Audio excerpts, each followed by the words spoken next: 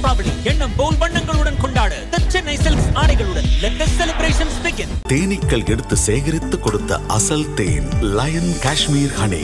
அசல் தேன் அசந்தேன். Taste Daily. Taste the Daily. Sir வணக்கம் சார். வணக்கம். எப்படி இருக்கீங்க சார்? நல்லா இருக்கு. நிறைய விஷயங்கள் பேசணும். மெய்யழகன் ரிலீஸ் ஆகி சக்ஸஸ்ஃபுல்லாக போயிட்டுருக்கு. ஸோ இப்போ இதோட 2வது வாரத்தில் கிட்டத்தட்ட இருக்குது. நிறைய விஷயங்கள் நம்ம பேசணும் சார். எனக்கு மெய்யழகனில் வந்து அது வந்து ஒரு என்ன சொல்றது, உரையாடல்கள் ரொம்ப ரொம்ப மகிழ்ச்சியாக இருந்தது. அவங்க பேசும்போது நம்ம சிரிக்கிறோம், ஒரு மாதிரி ஸ்மைலிங் ஃபேஸோட பார்க்குறோன்றது தான் இந்த படத்தில் இருக்கிற மிகப்பெரிய ஒரு சக்ஸஸ் ஃபேக்டராக நான் பார்க்குறேன். பொதுவாக டைரக்டர் சொல்லுவாங்க சார், படம் ரிலீஸ் ஆகிடுச்சுன்னா அது என் கையிலே இல்லை, நான் என்னோட அடுத்த வேலைக்கு போயிடுவேன், அடுத்த ரைட்டிங்கோ என்னோட அடுத்த வேலைக்கு போயிடுவேன், அந்த படத்தை பற்றி பெருசாக மைண்டில் ஏற்றிக்க மாட்டேன். அது பாசிட்டிவாக இருந்தாலும் சரி, நெகட்டிவாக இருந்தாலும் சரி. நீங்கள் உங்களுடைய நேச்சர் எப்படி சார்? கவனிக்காமல் இருப்பேன்னு சொல்லக்கூடாது, அது சரியான எனக்கு தெரியல. இல்லை வரும், ஆனால் அது பெருசாக தலைக்கு ஏற்றிக்க மாட்டேன். அதான் அது ஓகே, அது தப்பு இல்லை. நான் வந்து அதுக்கு முன்னாடியே டிட்டாச் ஆயிடுவேன். இப்போ ஒன்ஸ் படம் முடிஞ்சு ஃபர்ஸ்ட் காப்பி எடுக்கிறோம்ல, எடுத்து ரெடி ஒரு தடவை ஸ்க்ரீனில் பார்த்துட்டோன்னா அதுக்கப்புறம் அது கூட இருக்கிற எமோஷனல் அட்டாச்மெண்ட் எனக்கு கட் ஆகிடும். அதுக்கப்புறம் பார்க்குறவங்க என்ன சொல்கிறாங்க, அது எப்படி போய் சேருது, நம்ம ஒன்று நினச்சி எடுத்துருப்போம், அது என்னவா போய் சேருது, எப்படி இன்டர்பிரேட் பண்ணிக்கிறாங்க, ப்ளஸ் மைனஸ் ரெண்டுமே இருக்கும். அதை கவனிக்க ஆரம்பிச்சிடும். அதுக்கப்புறம் ரொம்ப அதில் அது மேலே இருக்கக்கூடிய அந்த அப்சஷன், அந்த இமோஷனல் அட்டாச்மெண்ட் அங்கே கட் ஆகும்.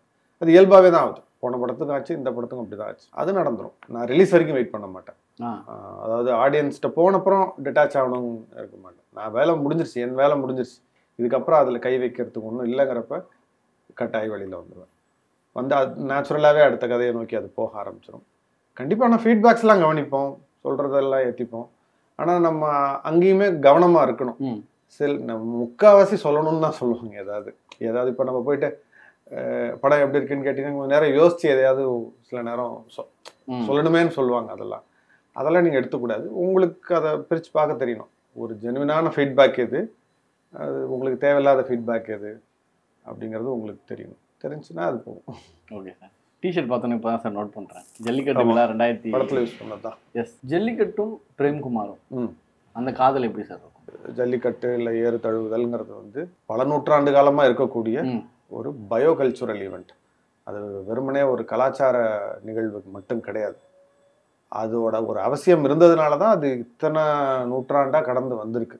அதை பற்றின குறிப்புகள்லாம் எங்கெங்கேருந்தோ இந்தியாவிலே பல இடங்கள்லேருந்துலாம் கிடச்சிருக்கு. ஆக்சுவலாக தமிழ்நாட்டில் மட்டும் கிடையாது, பல இடங்களில் கிடச்சிருக்கு. ஏன்னா அந்த மாதங்களில் தான் வந்து உங்களுக்கு அந்த காளைகளுடைய அந்த ஹார்மோனல் லெவல்ஸ் வேறு மாதிரி இருக்கும்.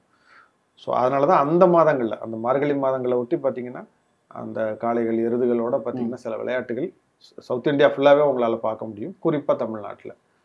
ஸோ அது ஒரு முக்கியமான ஒரு நிகழ்வு. அதில் ஒரு கலாச்சார நிகழ்வாகவும் மாறிடுச்சு. அது நம்மளுடைய ஒரு அடையாளமாகவும் அது மாறிடுச்சு.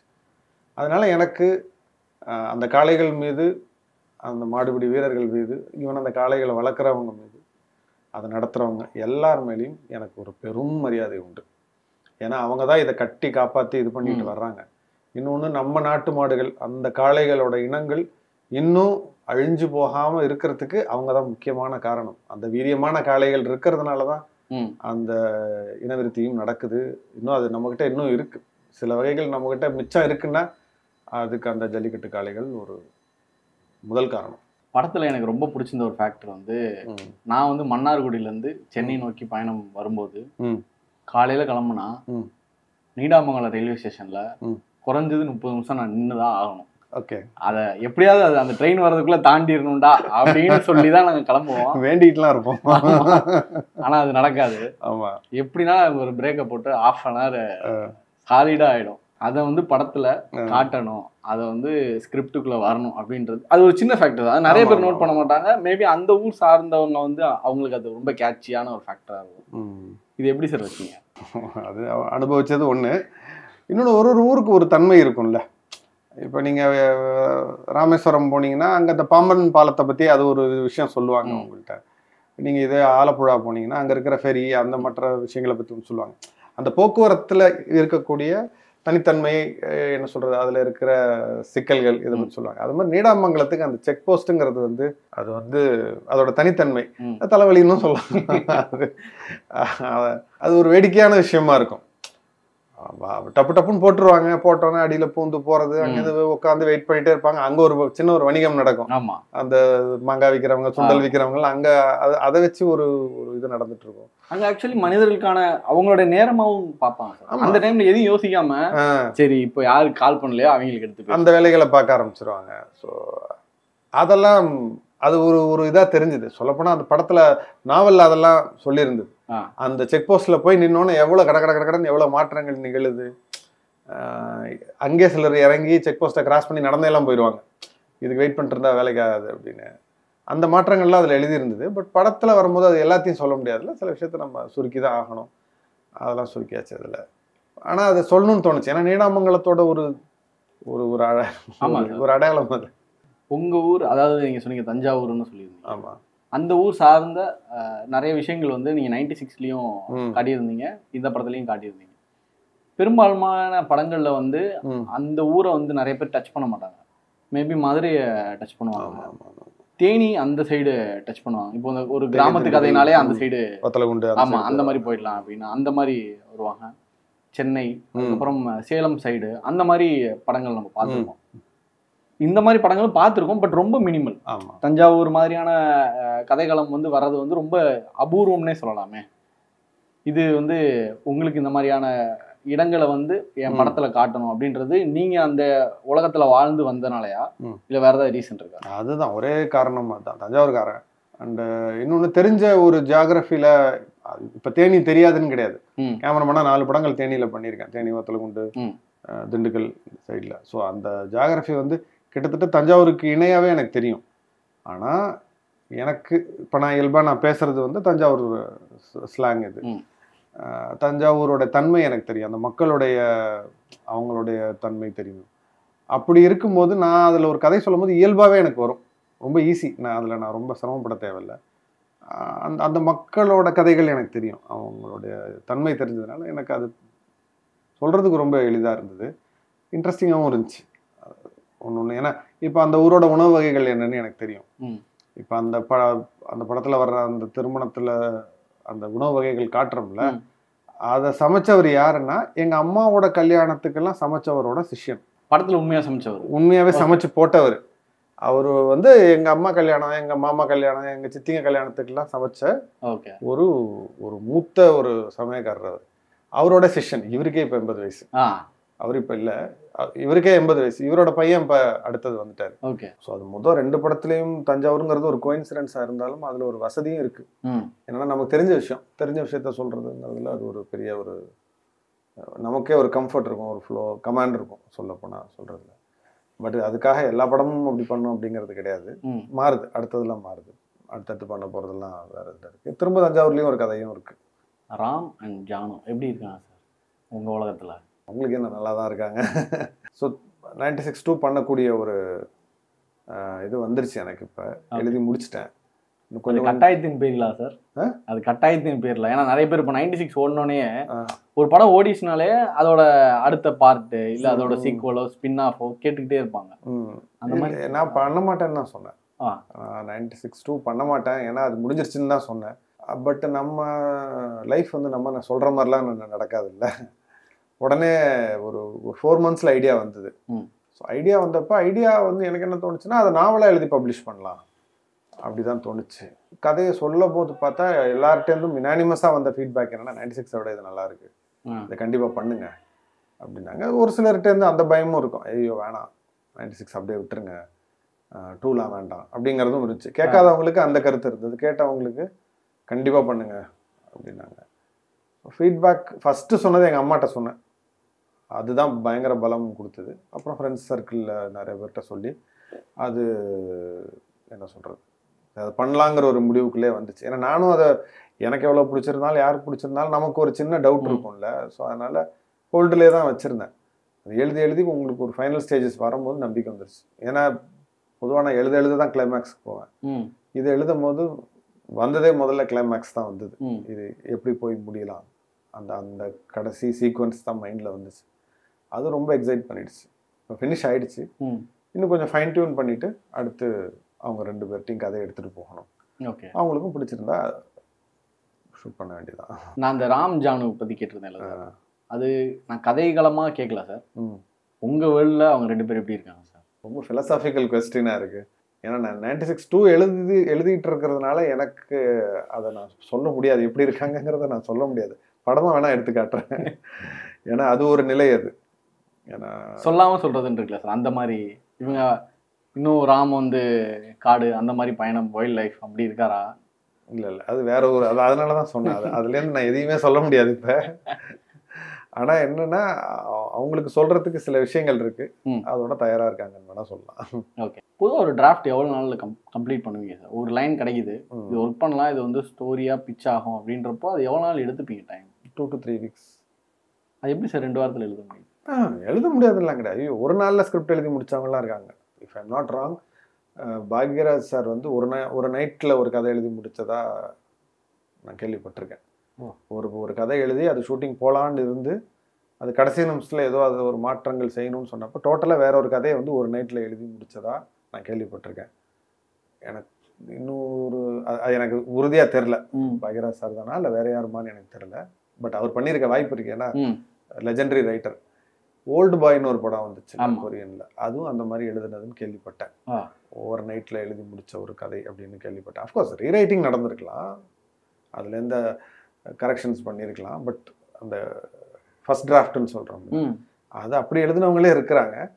பல வருடங்கள் எழுதின கதைகளும் உண்டு. என்னோட ஸ்டைல் இது. ஏன்னா நான் ஆரம்பித்தேன்னா ஒரு ஃப்ளோவாக தான் எழுதுவேன்.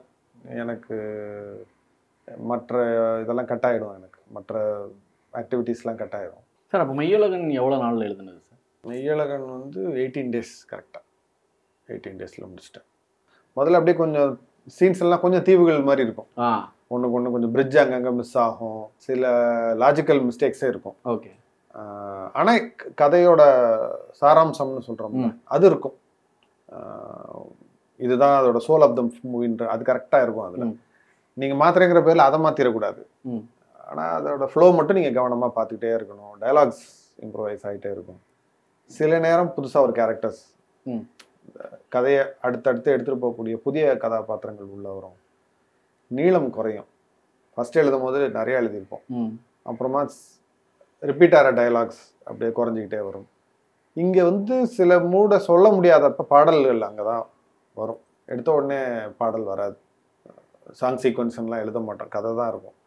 சரி, இந்த மூடுக்கு இங்கே ஒரு சாங் வரலாம், இந்த மூடை நம்ம வந்து டயலாகாக பர்ஃபார்மன்ஸாக சொல்ல முடியாது, அதை நம்ம இதாக சொல்லலாம், சாங்காக சொல்லலாம். இந்த மாதிரி மாற்றங்கள் வரும். பட் இதுக்கெல்லாம் ரூல்லாம் கிடையாது. சில நேரம் எல்லாம் வந்து உட்காந்துரும். சில நேரம் 96 ஃபர்ஸ்ட் டிராஃப்ட் வந்து எனக்கு கிட்டத்தட்ட 80% கரெக்டாக வந்து உட்காந்துருச்சு. இது நாவலாக எழுதுனதுனால வேற ஒரு ஃபார்மேட்டுக்குள்ளே போய் அப்புறம் திரும்பி ஸ்க்ரீன் பிளேக்குள்ளே வந்து. ஸோ இதோட ஃப்ளோ வேறு. ஒரு வீடை காலி பண்ணிட்டு போகும்போது நான் நிறைய படங்களில் பார்த்துருக்குறேன், வெளியே பூட்டு போடுறது இந்த மாதிரியான ஃபேக்டர்ஸ் வந்து காட்டுவாங்க. நீங்கள் இந்த இடத்துல வந்து ஒரு கேமராமேனோட அந்த ஒரு புத்திசாலித்தனம் சூப்பராக தெரிஞ்சது. வீட்டுக்குள்ளே கேமரா வச்சு வெளியே அவங்க பூட்டுறதை வந்து காட்டியிருந்தாங்க. அது ரொம்ப சூப்பராக இருந்தது. நிறைய படங்களில் வந்து நாங்கள் பூட்டிட்டு போகிறோம்னு வெளியே தான் பூட்டுவாங்க, ஏன்னா நாங்கள் பூட்டுறோம்ப்பா அப்படின்னு தெரியறதுக்காக. இதை வந்து வீட்டுக்குள்ளே இருந்து ஒரு வைடு வச்சு அந்த டோரை காட்டின விதம் வந்து ரொம்ப அழகாக இருந்தது. இதெல்லாம் எப்படி சார் ஒரு ஃபோட்டோகிராஃபராக இருக்கிறதுனால உங்களுக்கு இந்த மாதிரியான விஷயங்கள் வந்து ரொம்ப பக்குவமா அமையுதா? நம்ம அதை பார்க்காத ஒரு விஷயம் இல்லை. மெயினாவே வந்து நம்ம ஒரு வீடை பூட்டும் போது வெளியில இருந்தா பூட்டும், உள்ள என்ன நடக்குதுங்கிறது நமக்கு தெரியாது. ஆனா அதை எனக்கு காட்டணும்னு தோணுச்சு. அந்த அந்த ஒரு பூட்டுன வீட்டுக்குள்ள ஒரு ஒரு ஒரு எதிரொலி இருக்கும், அது ஒரு ஓலம் மாதிரி இருக்கும். அது குறிப்பா நீங்க எல்லா உள்ளுக்குள்ள இருந்த பொருட்கள் எல்லாத்தையும் எடுத்துட்டு நீங்க பூட்டும் போது ஒரு மாதிரி எக்கோ ஆகி இதாகும்.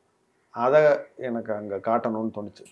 அந்த எக்கோ காட்டும் போது ஆள் இல்லாத வீடு, அது வீடு இல்லைல்ல, அது வெறும் ஒரு கட்டிடம், அவ்வளோதான். ஸோ அந்த மூடை எனக்கு காட்டணும். அதனால அதை எழுதிட்டேன் ஃபர்ஸ்டே, இப்படிதான் எனக்கு வரணும், வெளியிலேருந்து காட்ட வேண்டாம், எனக்கு உள்ளேருந்து கட் பண்ணால் வெளியில் அந்த சீனுக்கு போயிடலாம் தோணுச்சு. அதனால உள்ளே 2 கேமரா வச்சுட்டோம். ஒரு வைடும் இருக்கும், ஒரு டைட்டர் இதுவும் இருக்கும், ரெண்டையுமே அதில் காமிச்சிட்டோம். படத்தில் லைவ் சவுண்ட் ஒர்க் பண்ணிக்கலாம் சார்? ஃபுல்லாகவே லைவ் சவுண்ட். ஃபுல்லாக லைவ் சவுண்ட். ஏன்னா அந்த மண்டபத்தில் இருக்கிற அந்த எஃபெக்ட்லாம் அப்படியே கிளியராக இருந்தது. சிலது மேபி டப் பண்ணிட்டு அதுக்கப்புறம் மேட்ச் பண்ணியிருக்காங்களோ லைவ் சவுண்ட் மாதிரியும் ஒரு தோணுச்சு. அதனால தான் லைவ் சவுண்ட் சூப்பர் சார். படம் ஃபுல்லாகவே லைவ் சவுண்டு.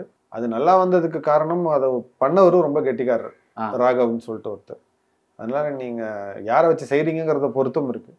நாங்கள் ராகவ வச்சு பண்ணதுனால எங்களுக்கு திரும்ப ரீடப் பண்ண வேண்டிய ஒரு சூழ்நிலை அமையவே இல்லை. ஒரு சீன் கூட அமையல.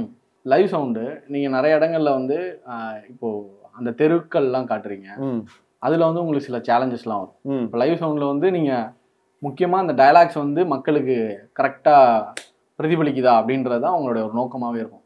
ஆனால் அதை தாண்டி இயற்கையாக பல விஷயங்கள் நடக்கும். ஆமாம், இதெல்லாம் வந்து லைவ் சவுண்டுக்குள்ளே அடாப்ட் ஆகி அது ஒரு இடத்துல சிங்க் ஆகும். அது எவ்வளோ மெனக்கடலாக இருக்கும், அது எவ்வளோ சேலஞ்சாக இருக்கும் ஒரு சீனை ஷூட் பண்ணுறது லைவ் சவுண்டில். இதே லொக்கேஷன்ஸில் டேயில் ஷூட் பண்ணியிருந்தானே கஷ்டம் தான். எக்ஸ்டர்னல் நாய்ஸ் நிறையா இருக்கும். நைட்டுங்கிறதுனால ஒரு அட்வான்டேஜ். ஏன்னா ஒரு ஊரை பொறுத்த வரைக்கும் அடங்கிரும். ஒரு 8-9 மணிக்கு அடங்க ஆரம்பிச்சதுன்னா 10 மணிக்கு மொத்தமாகவே அடங்கிரும். அதனால அது ஒரு அட்வான்டேஜ் இருந்துச்சு. ப்ளஸ் ஒரு பாயிண்ட்டுக்கு அப்புறம் இந்த 2 கேரக்டர்ஸ் தான் மிஞ்சி போனால், ஏதோ ஒரு கேரக்டர் கூட இருக்கும், 2 கேரக்டர் கூட இருக்கும், அவ்வளோதான். அப்படிங்கிறப்பையும் ரொம்ப கண்ட்ரோலில் இருந்து சூஸ் பண்ண லொக்கேஷன்ஸ் லைவ் சவுண்டுக்கு ஏற்ற மாதிரி கொஞ்சம் பார்த்துக்கிட்டோம். ரொம்ப டிஸ்டர்பன்ஸ் வர்ற இடங்களுக்குள்ளெல்லாம் நாங்கள் போகலை. அப்படியே வந்தாலும் அந்த நாய்ஸை ஃபில்டர் பண்ணி நமக்கு தரக்கூடிய அந்த திறமை வந்து ராகவ்ட்ட இருந்தது. அதுக்கான இதுவும் வந்துருச்சு. இப்போ டெக்னிக்கலாகவும் தே ஆர் வெரி சவுண்ட். முன்னாடி அது அவ்வளோ இல்லை. நாய்ஸை ஃபில்டர் பண்ணி கொடுக்கக்கூடியது. நான் சொல்கிறது, எனக்கு தெரிஞ்சு நான் இண்டஸ்ட்ரிக்குள்ளே வரும்போதே லைவ் சவுண்ட்லாம் இருந்தது. அப்போல்லாம் ரொம்ப பேர் பண்ண மாட்டாங்க, வெகு சிலர் தான் பண்ணுவாங்க. அதுவுமே புரியாது, தேட்டரில் கேட்காது சரியா, அந்த பிரச்சனைலாம் இருந்துச்சு. இப்போ அதெல்லாம் இல்லை. அது லைவ் சவுண்ட் நிறைய பேர் வந்து டப்பிங் சூப்பராக பண்ணியிருக்கீங்கன்னாங்க, அந்த மாதிரி சொன்னாங்க. இல்லை, எனக்கு 2 மைண்டாகவே இருந்தது சார். ஒன்று லைவ் சவுண்டு, இன்னொன்று டப் பண்ணியிருக்காங்க, இல்லை எங்கேயாவது பேட்ச் பண்ணியிருக்காங்க. இந்த மாதிரி 2மே எனக்கு தோணிக்கிட்டே இருந்தது. Full live sound. பேட்ச் பண்ண ஒரே இடம் வந்து இந்த ஜல்லிக்கட்டப்போ வாய்ஸ் ஓவர் ஒன்று வரும், அந்த ஒரு இடம் தான் பண்ணோம். அது ஆக்சுவலாக யாருக்குமே தெரில. மற்றதை தான் குறிப்பிட்டு சொன்னாங்க, இங்கே டப்பிங் சூப்பராக இருக்குது அப்படின்னாங்க. அதெல்லாம் லைவ் சவுண்ட் ஆக்சுவலாக.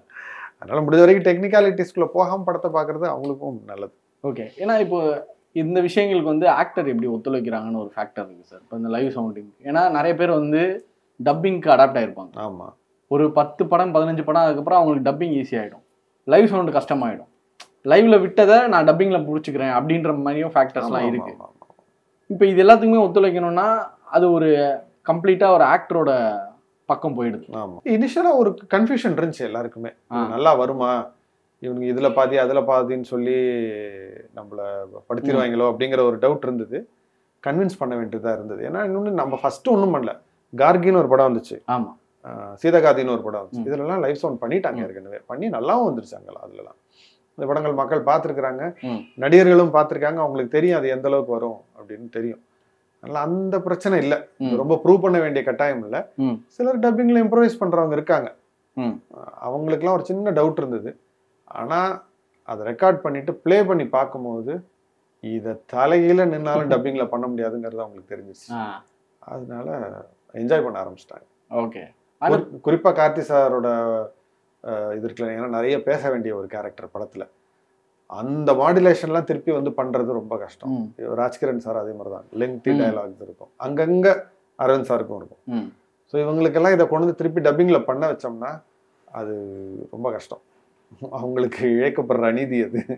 அவ்வளோ நல்லா பண்ணிட்டு அதை திருப்பி வந்து ஒரு தடவை பண்ணுங்கிறது இருக்குல்ல, மேட்ச் பண்ணுறதே கஷ்டம். அந்த வீடுகள் எங்கே கண்டுபிடிச்சிங்க? அதுக்கு ஒரு தேடுதல் வேட்டை தானா? ஆமாம் ஆமாம், பெரிய ஒரு இது இருந்துச்சு. அதுக்கு முன்னாவே டீமுக்கும் பாராட்டணும். அது என்னதான் அது என்னோட ஊராக இருந்தாலும் என்னால் முழுசாக என்னாலே தேடிலாம் கண்டுபிடிக்க முடியல. இப்போ அந்த ஆரம்பத்தில் வர அருள்மொழியோட வீடை வந்து பல இதில் தேடி தோல்வியை தழுவியாச்சு. சும்மா அந்த வழியாக போகும்போது கோ டைரக்டர் மற்றவங்கெல்லாம் பார்த்து கண்டுபிடிச்ச வீடு தான் அந்த ஜமீனோட வீடு, அது கும்பகோணத்தில். அப்புறம் பேசி அப்புறம் பர்மிஷன் வாங்கிட்டோம். இன்னொரு வீடு வந்து காரைக்குடியில் பிடிச்சது. ஒரு வீடு கிடையாது ஆக்சுவலாக. இவரோட இப்போ கார்த்தி சார் வர்ற வீடு வந்து 3 வீடு, 3 வீடை ஒரு வீடாக அமைச்சிருக்கிறோம். கொல்லப்புறம் ஒரு வீடு, உள்ளே இருக்கிற இன்டீரியர் வந்து ஒரு வீடு, எக்ஸ்டீரியர் ஒரு வீடு. ஸோ 3 வீடாக சேர்த்து நாங்கள் ஒரு வீடாக காமிச்சிருக்கிறோம். ஆனால் அது ஒரு வீடாக தெரியணும், அதனால அதை அப்படி பண்ணோம். அது முழுக்கவே காரைக்குடியில் அமைஞ்சுது. ஏன்னா அந்த மாதிரி பெரிய முற்றம் வச்ச வீடுகள் இப்போ எங்கேயும் பெருசாக இல்லை. கும்பகோணத்துலாம் இருந்தது, இப்போ இல்லை. அதனால காரைக்குடியிலே ஒரு எக்ஸ்ட்ரீம் எண்டில் இருக்கிற ஒரு 3 வீடுகள். அது கான்வர்சேஷன் ரொம்ப அழகாக ஒர்க் ஆயிருந்துச்சு சார் மெய்யழகன்ல. அதில் வந்து ஸ்டார்டிங்கில் நீங்கள் ஒரு கான்வர்சேஷன் ஸ்டார்ட் பண்ணியிருப்பீங்க. ஒரு கண்டக்டருக்கும் அரவிந்த் சுவாமி சாருக்கும் நடக்கிற அந்த ஒரு கான்வர்சேஷன் பொதுவாகவே அது ஒரு பழக்கம் சார். இப்போ தஞ்சாவூர்லேருந்து ஒரு பஸ் ஏறிட்டோம்னா நம்ம ஊர் போகிற வரைக்கும் என்ன நடந்திருக்கு இவ்வளோ நாள், ஆனால் நேற்று மழை பெஞ்சுதா அப்படின்னு ஆரம்பம். ஆமாம், அப்படிலேருந்தே அந்த ஒரு கான்வர்சேஷன் ஸ்டார்ட் ஆயிடும். இல்லப்பா நேத்திலாம் இல்லப்பா ரொம்ப நாளா அழகா எந்த ஊரு அப்படின்னு ஆரம்பிப்பாங்க. அப்படி கேட்பாங்க. அதாவது அந்த கான்வர்சேஷன் ரொம்ப அழகா இருந்துச்சு, பியூட்டிஃபுல்லா இருந்துச்சு. அது வந்து கிட்டத்தட்ட நீங்க அதுவும் லைவ் சவுண்ட், எனக்கு அந்த லைவ் சவுண்ட் செம்மையா ஒர்க் ஆச்சு. ஆமா ஆமா ஆமா. அதெல்லாம் எப்படி சார் லைவ் சவுண்ட் ஒர்க் ஆகுது? ஏன்னா காத்து சவுண்டு நம்ம சும்மாவே வந்து ஒரு இன்டர்வியூ பண்றதுனாலே ஃபேன் ஆஃப் பண்ணுங்க சார், ஏசி போட்டுக்கலாம் அப்படின்னு ஒரு ஃபேக்டர் வருது. அங்கெல்லாம் காத்து தாறுமாறா அடிக்கும். இன்னொன்னு நீங்க லைவா ஸ்லோவா ஓட்டினீங்கன்னா கண்டுபிடிச்சிருவாங்க. இவ்வளவு சிக்கல் இருக்கு. பஸ் பறந்தது, குண்டு குழி அது இதுன்னு அடிச்சு டமால் டிமில் தான் போச்சு. அத்தனை சவுண்டு ரெக்கார்ட் ஆச்சு. அம்சமா இருந்தது. ஆக்சுவலா அந்த ட்ராக் கேட்க ரொம்ப நல்லா இருந்துச்சு. ஓ சரி, இப்போ தியேட்டர்ல எல்லாருக்கும் டயலாகும் கேட்கணுமேன்னு சொல்லிட்டு அதெல்லாம் அந்த கண்ணாடி இருக்கும்ல, ஆமா ஆமா, அந்த ஜன்னல் கண்ணாடி அது கட கட கட கட கட கட கட கடன்னு ஆடும். அந்த சவுண்டு கேட்கறதுக்கு அவ்வளோ சூப்பராக இருந்துச்சு. நம்ம உண்மையாகவே பஸ்ஸில் போகக்கூடிய ஒரு அனுபவத்தை கொடுத்தது அதெல்லாம். அது அந்த குண்டுகுழியில் ஏறி இறங்குறது. இதே ட்ரெயின்லேயும் சொல்கிறேன், ட்ரெயினில் ஷூட் பண்ணும்போது அந்த உள்ள அந்த ட்ரெயினோட கீழே அந்த இது இருக்குல்ல, அந்த வீல்ஸ் கடையில் அந்த ஷிஃப்ட் ஆகும். ஆமா ஆமா, ஒரே மாதிரி சவுண்ட் வராது, டக் டக்குங்க அப்படி ஒரு மாதிரி மாறிலாம் போகும். ட்ராக் இதாகும்போது இந்த சவுண்ட்லாம் பிக்கப் ஆயிருந்தது. அட்டகாசமாக இருந்துச்சு கேட்கும்போது. மிக்சிங்கில் அஃப்கோர்ஸ் கொஞ்சம் குறைச்சிக்கிட்டோம்.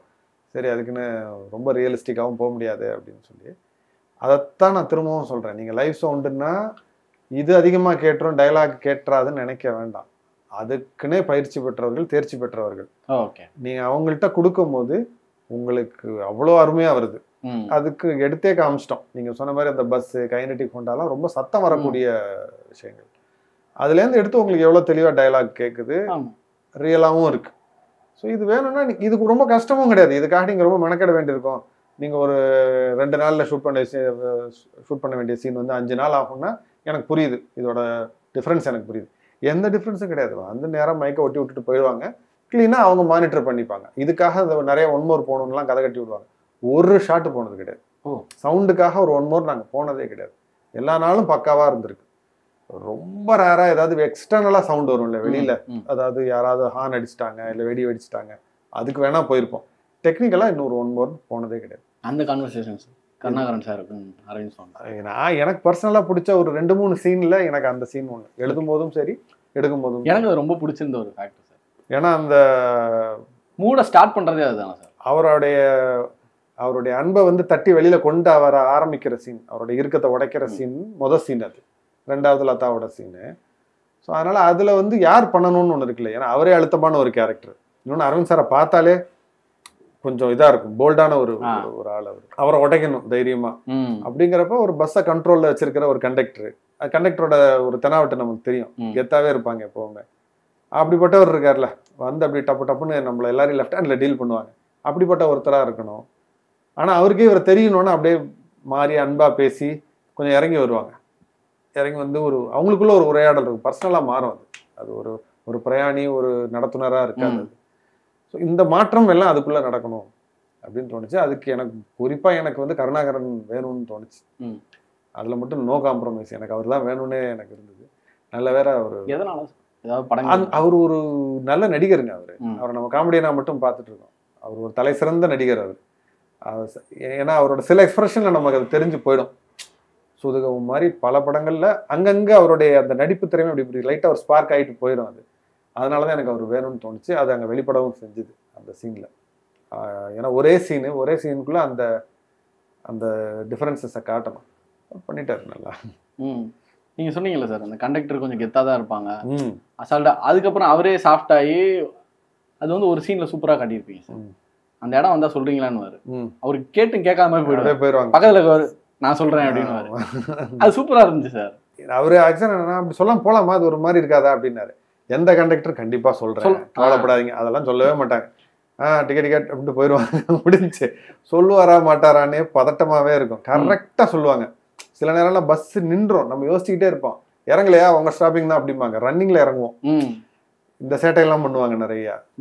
இந்த கான்வர்சேஷன் எழுதுனதை பற்றி சொல்லலாம். ஏன்னா ரொம்ப கம்மியான டயலாக்ஸ் இல்லை, நிறையா இருக்குது, பேசிகிட்டே இருப்பாங்க 2 பேருமே. ஏன்னா மெயின் ரீசன் என்னன்னா, ஊருக்குள்ளே வந்து எப்படின்னா அவங்க தான் வேலையோட நிறுத்த மாட்டாங்க. அடுத்தவங்க வாழ்க்கையை எட்டி பார்க்கறது, அதில் பேசுறது, கருத்து சொல்றது, அவங்க பிரச்சனையில போய் மூக்கம் நுழைக்கிறது. ஏன் இப்படி இருக்கீங்கன்னு கேட்பாங்க. நீங்கள் சாயந்தரம் எங்கே இருப்பீங்க சொல்லுங்கள், நான் வந்து பார்க்குறேன் அப்படின்றவாங்க. அது நல்ல ஃபேக்டர். அது பயங்கரமாக உரிமை எடுத்துப்பாங்க. அந்த உரிமை எங்கே எனக்கு வரணும். அது யாரோ ஒருத்தர் அவர்.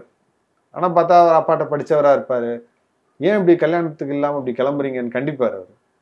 இல்லை நான் கிளம்ப தான் போகிறேன்னு போகும்போது முறைச்சிட்டு வேற போவார். அவருக்கு ஒரு கோவம் வந்துடும், உனக்கு போய் என் சீட்டை கொடுத்தேன் பாரு அப்படிங்கிற மாதிரி அவருக்கு ஒரு செல்லமாக கோச்சிப்பார். ஸோ அந்த அந்த ஊரோட நேச்சர்னு ஒன்று இருக்குல்ல, அதாவது ஊரில் இருக்கவங்களுக்கு இந்த மனத்தடையெல்லாம் எதுவும் கிடையாதுங்கிறத முதல்ல உணர்த்துற கேரக்டர் அது. அது அங்கேயே நம்ம பண்ணி விட்டுருணும்னு தோணுச்சு ஆரம்பிச்சிங்க ஆக்சுவலாக. ஆமாம், அவர் வந்து லதாக்கு, சொக்கு மாமாவுக்கு, மெய்யழகனுக்கு எல்லாருக்குமான முன்னோட்டமே அவர் தான். இப்படி தான் இருக்க போகுது, ஊருக்காரங்கன்னா இப்படி தான் இருக்க போகிறாங்க அப்படிங்கிறதுக்கான முதல் புள்ளி அவர். கடைசி புள்ளியாக எனக்கு தெரிஞ்ச அந்த பூக்கட்டுறக்கா, பூக்கட்டுறோமா, காஃபி குடிக்கிறியா, ஆமாம் ஆமாம், குளிக்கலன்னா என் கோயிலுக்குள்ள போகக்கூடாது. இவங்க எல்லாருமே மெய்யழகனோட ஒவ்வொரு வடிவங்கள், அதோட முழு வடிவம் மெய்யழகன் அப்படி வச்சுக்கலாம் நம்ம. ஏன்னா அவங்களோட இயல்பு அப்படிதான் இருக்கும், மனசு திறந்து பேசக்கூடியவங்க, அந்த தன்மையை காட்டணும்னு தோணுச்சு. அதுக்காக ஊர்ல கெட்டவங்களே இல்லை அப்படி சொல்லலை, ஊர்ல இது வந்து ஒரு அம்சம், ரொம்ப ஒரு திறந்த மனசோட இருப்பாங்க. லதா அவங்களுடைய அந்த கான்வர்சேஷன்ல அவங்க கான்வர்சேஷன் முடிச்சுட்டு அவங்க நினைச்சா அப்படியே போயிருக்கலாம், சுத்தி வந்து முதுகை தொட்டு கொடுத்துட்டு போவாங்க. அது ரொம்ப பியூட்டிஃபுல்லா இருந்துச்சு சார். அது ரொம்ப சின்ன ஃபேக்டர் தான், ஆனா அவங்களுக்குள்ள அந்த பொண்ணு வந்து அந்த கான்வர்சேஷன்ல சொல்லுவாங்க உன்னையவே கல்யாணம் பண்ணி இருந்துக்கலாம் அப்படின்னு சொல்ற அந்த ஒரு இதெல்லாம் வந்து ரொம்ப பின்னாடி வந்து முதுகு தொட்டு போறதெல்லாம் வந்து அது ஒரு தனி காதலா அழகா பிரதிபலிச்சது. அதாவது என்னன்னா அது எல்லாரும் பாக்குற மாதிரி செய்யவும் முடியாது, ரொம்ப அந்நியமா தெரிஞ்சிடும். ஆமா, செஞ்சா அது தவறாவும் தெரியும், சில நேரம் பாக்குறவங்களுக்கு அது தவறா தெரியும். ஆனா அது சின்ன வயசுல இருந்து ஒன்னா வளர்ந்தவங்க, அது அவங்களுக்குள்ள அது அவங்களுக்கே உரியது, அது ரொம்ப வெளிப்படையா செய்யவும் முடியாது. அது அது அப்படிதான் ஒரு பட்டும் படாம அப்படி ஒரு சும்மா நம்மள ஒரு காத்து அப்படி தொட்டுட்டு போற மாதிரி தான் அது இருக்கணும்.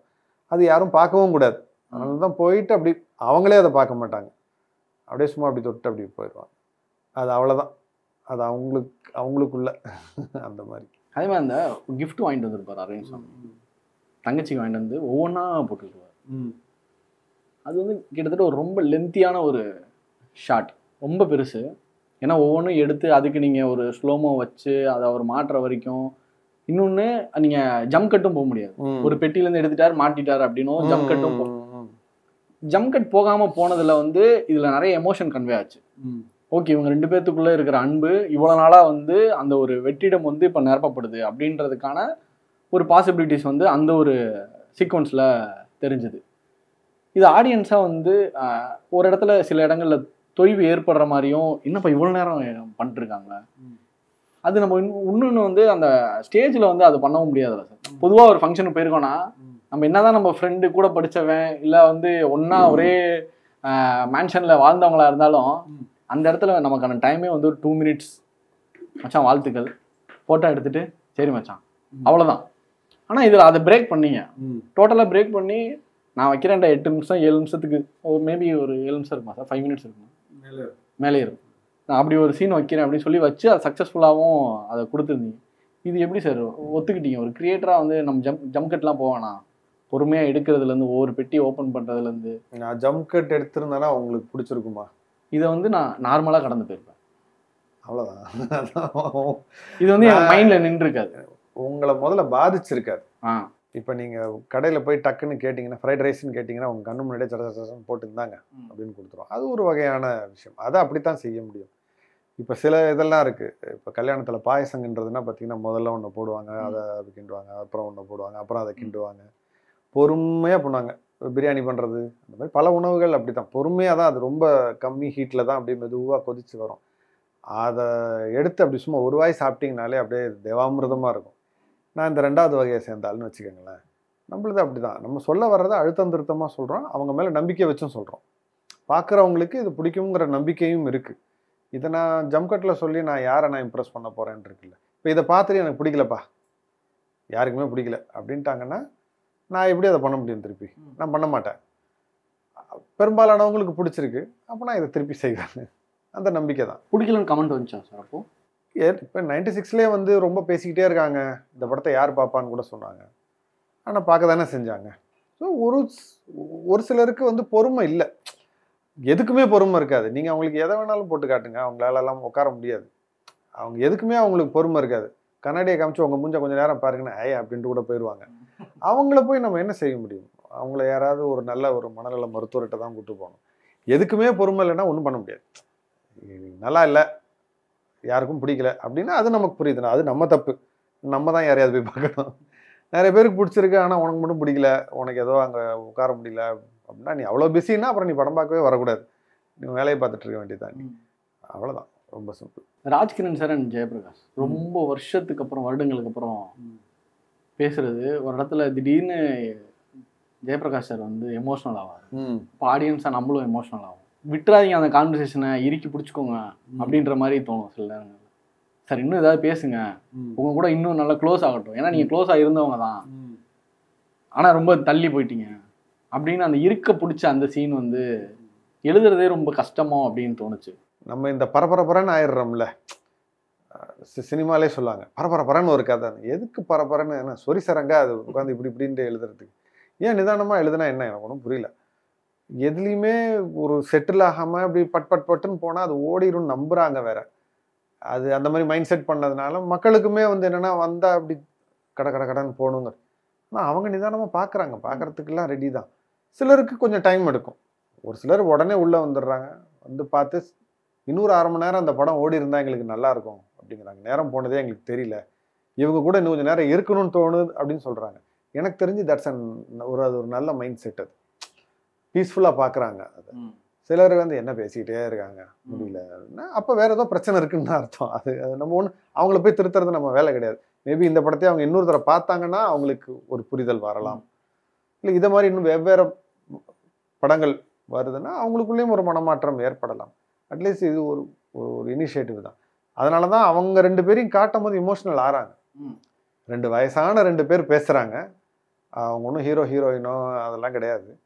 அதுக்கு இமோஷனல் ஆகிறாங்க, கண் கலங்குறாங்க, தன்னுடைய உறவுகளை நினச்சி பார்க்குறாங்க.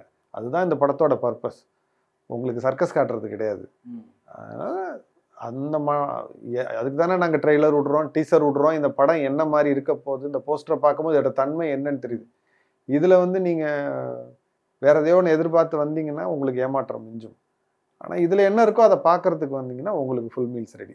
உங்கள் லைஃப்பில் இந்த மாதிரி கான்வர்சேஷன் நிறையா நடக்குமா? ஸ்ட்ரேஞ்சர்ஸ்ன்னு சொல்லுவாங்கள்ல, முன்ன பின்ன தெரியாதவங்க, நிறைய நடக்குமா? நீங்கள் துணிந்து பேசுவீங்களா? எனக்கு பேச வராது. நான் இப்போ டைரக்டர் ஆனப்புறம் தான் ஓரளவுக்கு பேச வருது. இல்லைன்னா எனக்கு பேட்டி கொடுக்குறதே கஷ்டம்.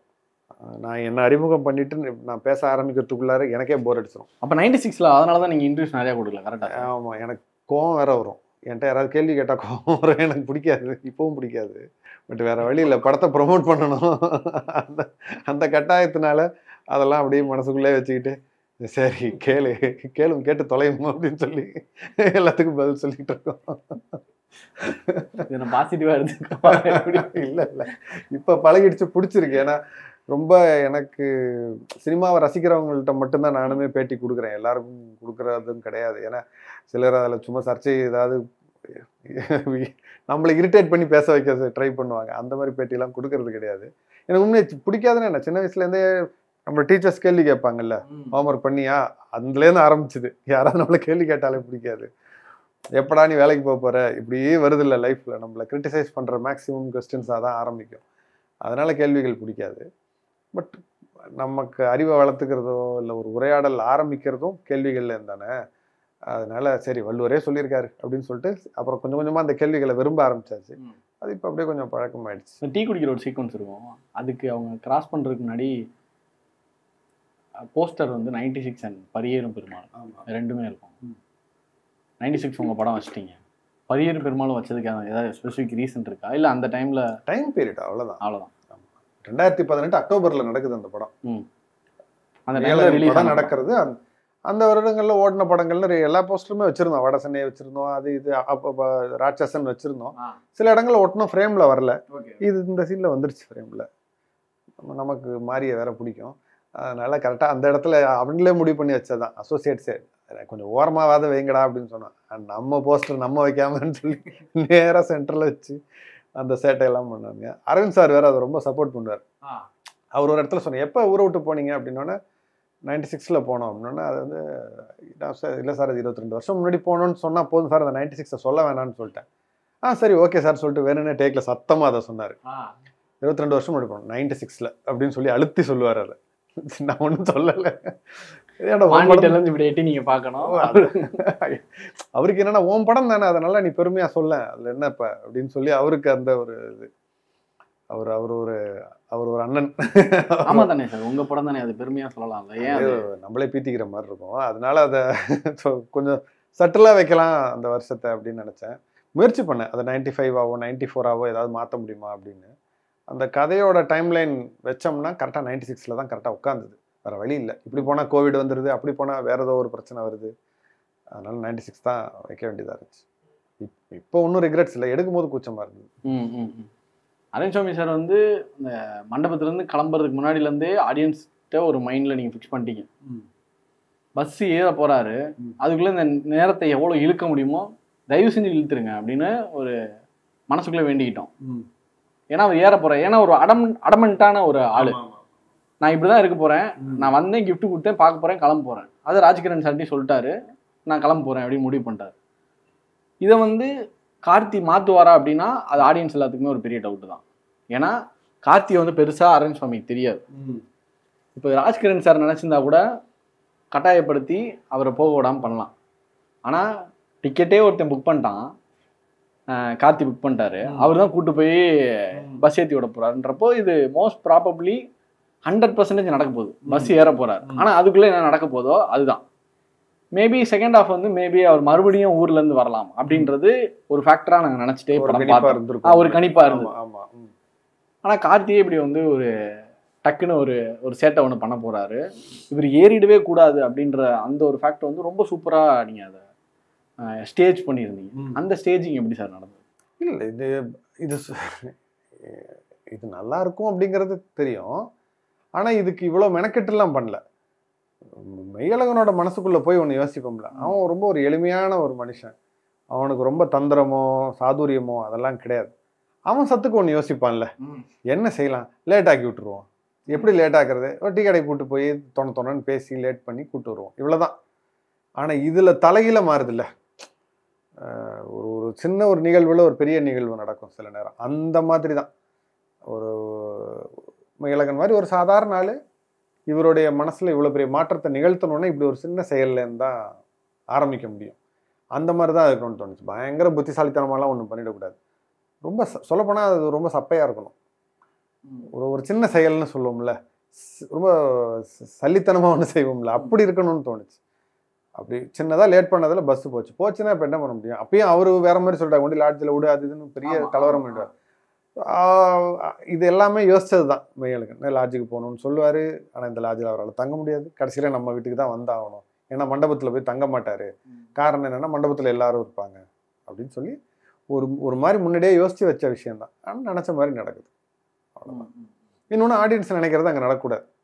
ஜென்ரலாக சில சினிமா கெஸ் பண்ணிட்டே வருவோம், அடுத்து இதான் நடக்கும் இதான் நடக்கும்னு. நேற்று கூட ஒரு படம் பார்த்துட்டு இருந்தோம் ஆஃபீஸில், டக்குன்னு சொன்னாங்க இதான் நடக்க போகுது, இதுதான் அவங்கன்னு சொன்னாங்க. எப்படா சொன்னீங்கன்னா, இத்தனை வருஷமாக படம் பார்த்துட்டு இருக்கோம், இது தெரியாதா அப்படின்னாங்க.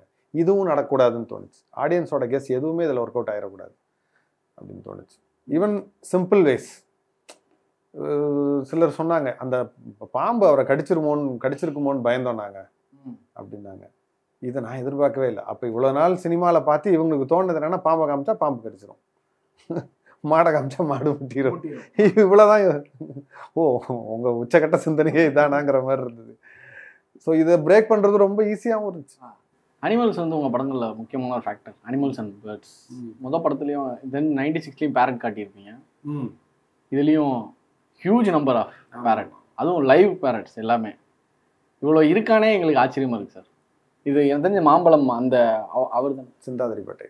சிந்தாதிரிப்பேட்டை, ஓகே. உட்லண்ட்ஸ் பக்கத்தில் இருந்தது. அவரை ஏதோ பாவம் தொல்லை கொடுத்து அவரை துரத்திட்டாங்கன்னு நினைக்கிறேன். ஏதோ மிஸ் அண்டர்ஸ்டாண்டிங்கில் போக வேண்டியதாகிடுச்சு. பம்மல் கிட்ட யாரோ ஒருத்தங்க வச்சிருக்கிறதாவும் கேள்விப்பட்டேன்.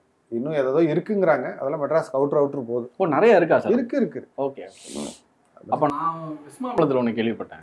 இருக்கலாம், நான் பார்க்காம இருக்கலாம்.